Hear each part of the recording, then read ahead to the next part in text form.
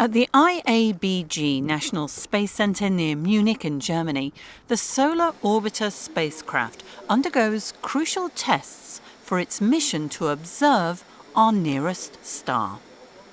The Sun is an essential part of our solar system, providing the Earth with heat, light and life. But before Solar Orbiter gets to study the Sun's features, activity, solar wind, electric and magnetic fields, engineers must be certain it can withstand the stresses of launch. What we do in these vibration tests, we put them on a table which is very well lubricated with oil, and we use some what we call voice coil actuators, which is basically very powerful loudspeakers, and we do a vibration movement of the spacecraft longitudinally and then laterally, and what we try to see is the resonant frequencies of the spacecraft. The spacecraft behaves like a bell, and then once you hit on the bell, then it sounds on its natural frequency. So what we're now trying to measure is what are the natural frequencies of the spacecraft, and then in some cases that when we are exciting the spacecraft at those natural frequencies, that nothing breaks loose. An international collaboration, the spacecraft was built and is being tested by Airbus.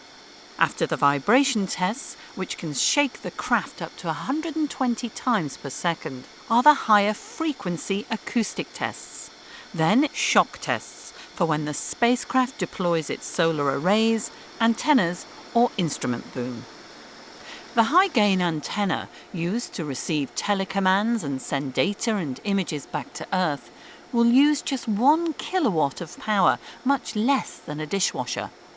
And the heat shields at the top of the spacecraft, which required specially made blankets, will protect the normal operating temperature of 30 degrees Celsius inside from much hotter conditions outside. We're in an orbit which is about 160 days long. We go very close to the Sun, about 42 million kilometres from the Sun. It doesn't sound close, but it's actually much closer than we are from the Earth. And at that distance we will see power from the Sun about 12 to 13 times hotter than what we see here on Earth. That means the temperatures get very hot, over 500 degrees centigrade.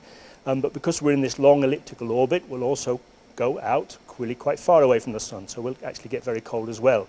So we'll see this thermal cycling. Every 160 days we'll go hot and cold and hot and cold. And we do about 20 of those orbits for the complete mission of Solar Orbiter.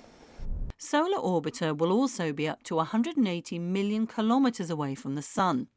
This allows it to make both in situ and remote measurements at different distances with some of its 10 instruments.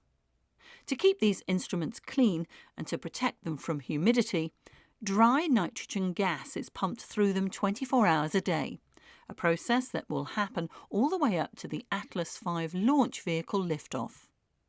The joint ESA and NASA mission will launch from Cape Canaveral in early 2020. And these next few months are vital to ensure that Solar Orbiter is ready for the spotlight.